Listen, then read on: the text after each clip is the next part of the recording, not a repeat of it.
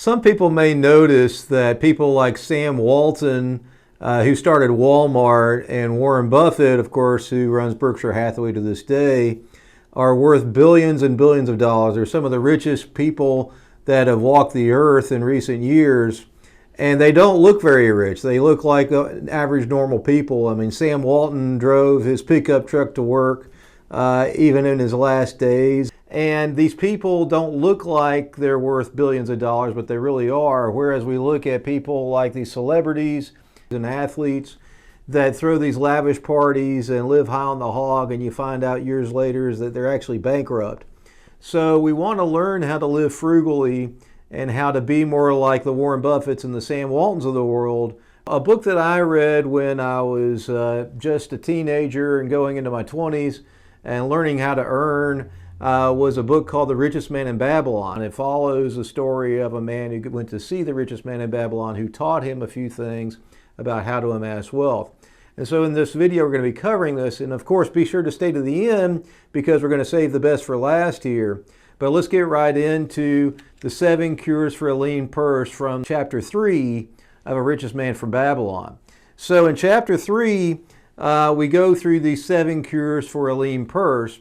And the first thing we want to look at is that most people will spend everything that comes in. And nothing's worse than borrowing money you don't have to spend it on stuff you don't need to impress people you don't like. And as Paul Harvey once said, when your outgo exceeds your income, your upkeep will be your downfall. Millionaires and billionaires of tomorrow learn to pay themselves first.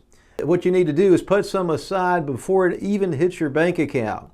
So if you pay yourself first, you are going to put that money into, say, your 401k or an IRA or even just another account, and you never see this money because a lot of times people, when the money hits their bank account, that's what they spend. Everything that hits the bank account is what you end up spending. But if you pay yourself first, you have that money. And a lot of times you can save this money and not have to pay taxes on it as well. So when you put this aside, say in a 401k or an IRA, you're saving this from the tax man, and it's able to grow and grow and grow and never be taxed. And you learn to live without that, and it's there for the future. So the number one thing we want to do is pay ourselves first. And as Benjamin Franklin said, a penny saved is a penny earned. Proverbs 21:20 says, the wise have wealth and luxury, but the fools spend whatever they get. So we want to make sure that we don't act like a fool and spend whatever we get. The other thing we want to make sure that we do is we want to become skillful in tracking our spending. And we want to learn to control our expenditures. So tracking income is easy. Tracking spending is not so easy. And when we meet with a lot of these people when they're looking at retiring, of course, when you retire, you got to make sure you have this money saved up so that you can retire and you can live on what you've saved, because not everybody has a pension.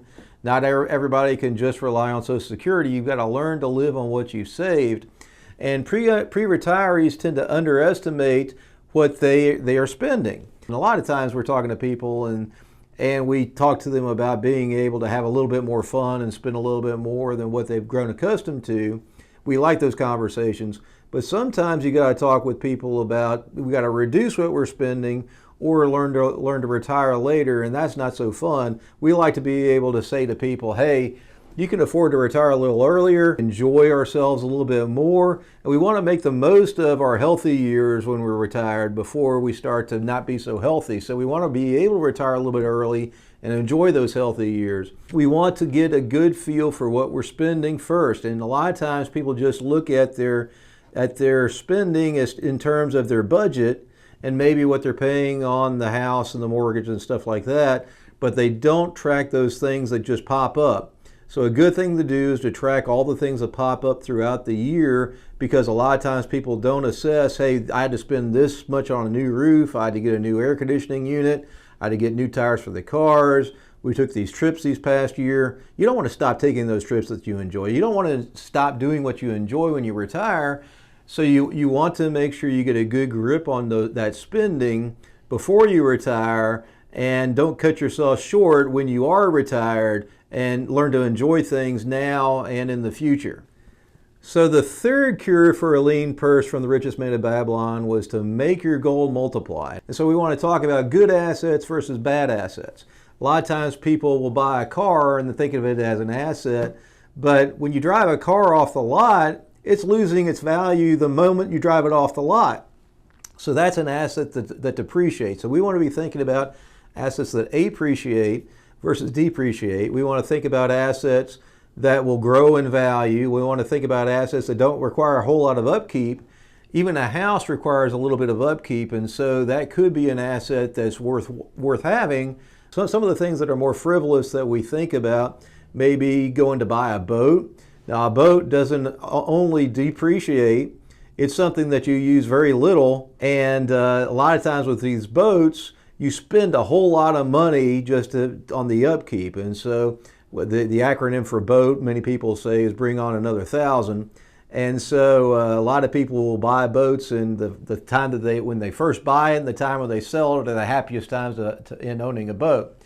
But we want to think about what are the things that are going to pay us as we own them. So if we own a house, it's not going to pay us, but if we buy an apartment building or we buy a duplex, a lot of times we can get paid from owning that assets, and the tenants will pay us. We want to ensure a future income for when we're retired and passive income that can pay us down the road. We can also buy bonds, and those bonds will pay us income. The income isn't going to grow out of bonds unless those bonds are worth more because interest rates are going down. We can buy stock, and a lot of times the income from stocks will go up over time. So a lot of times if you are willing to take a little bit extra risk in owning stock, then you get paid a little bit more down the road. So a lot of times people will say that the only bad risk is risk from not knowing what you're doing. And when we buy stocks, as long as we buy the stocks for less than what they're worth, and they're companies that are growing in value, we can win in two ways. These assets will appreciate in value and they'll pay us. Bad assets will depreciate in value, and there's a lot of upkeep associated with bad assets. So we want to make sure that we own the good assets, not the bad assets. So the fourth cure for a lean person is to make of thy dwelling a profitable investment.